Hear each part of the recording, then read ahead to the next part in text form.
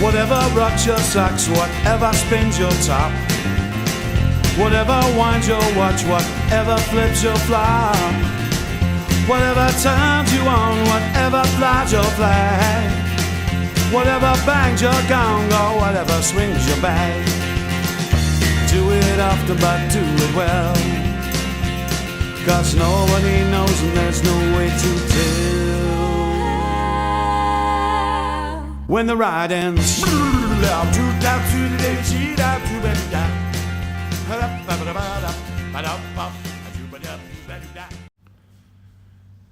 My Life as a Dog by Steve Rosse.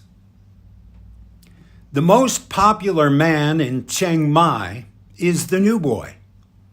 Any tourist fresh off the plane clutching a wad of purple notes and a receipt from the currency exchange bearing this morning's date will be greeted on a red carpet and handed the key to the city by a phalanx of smiling citizens.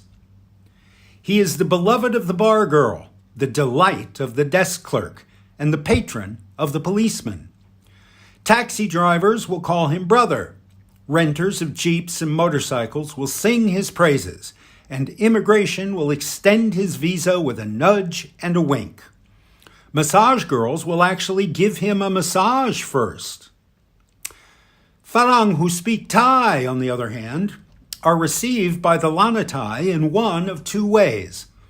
The first is with brusque disdain, as summed up by the common expression, Farang rumak mai di, or a Farang who knows a lot is no good. Speaking a few words of Thai, even if they're all pronounced in the middle tone with consistently long vowels, immediately puts one under a black cloud of rumak suspicion.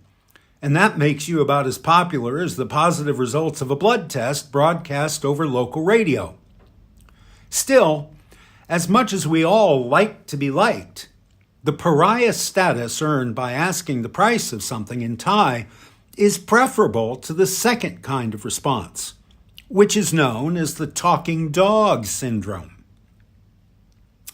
Just imagine that you are walking down Main Street back in your hometown, and you come upon a dog sitting in the shade of a utility pole. Imagine that as you pass by, you smile at the dog and say, "Hello there, dog. How you doing, boy?"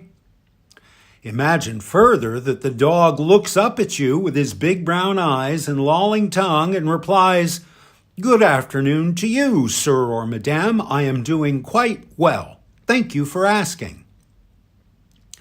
Well, you'd be surprised, wouldn't you? You would stop and consider this remarkable talking dog. After all, everyone in your country knows that, among other traits, dogs smell bad, have terrible manners, and aren't too bright, which is probably why your government requires dogs of all breeds to leave the country and renew their visas every few months. You would probably start asking the dog all sorts of dumb questions, just to hear him speak in that funny dog accent. "How come you can speak?" you would ask. "How long have you been here? Do you have a girlfriend?" You would probably giggle when you asked that one. "How much did you pay for your watch? How much do you pay for rent? How much do you weigh?" And on and on and on. Knowing, as you do, as indeed everybody in your country knows, that dogs combine their simple-minded natures with unimaginable wealth, you would probably call over all your friends to view this amazing talking dog, and you would all be very friendly to him in the hope that he might want to invest in a business with you, or buy some land from you, or at the very least spring for dinner and a few drinks. All of your friends would ask the same questions you just asked, and laugh delightedly at the dog's obscene mispronunciation of the word snow.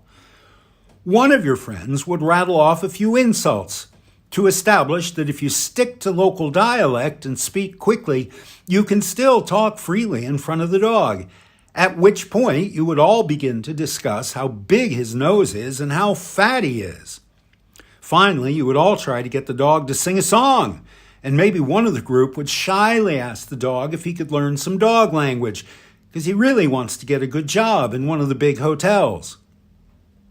Meanwhile, the dog, who was just standing there waiting for a bus, is aware that if a real human being of equal education, job title, and address were accosted in the street by a group of pushy strangers, he could call a cop or tell them all to get lost.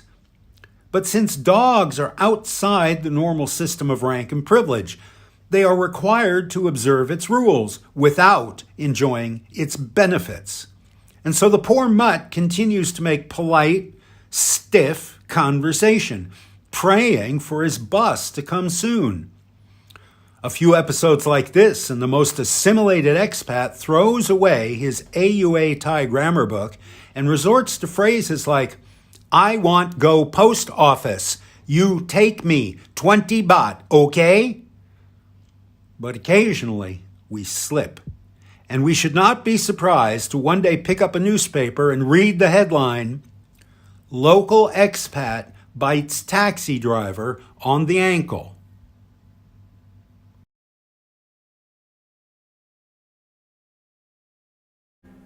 Whatever rocks your socks, whatever spins your top, whatever winds your watch, whatever flips your flop, whatever turns you on, whatever flies your flag, whatever bangs your gong, or whatever swings your bag. Do it often, but do it well, 'cause nobody knows and there's no way to tell. When the ride ends,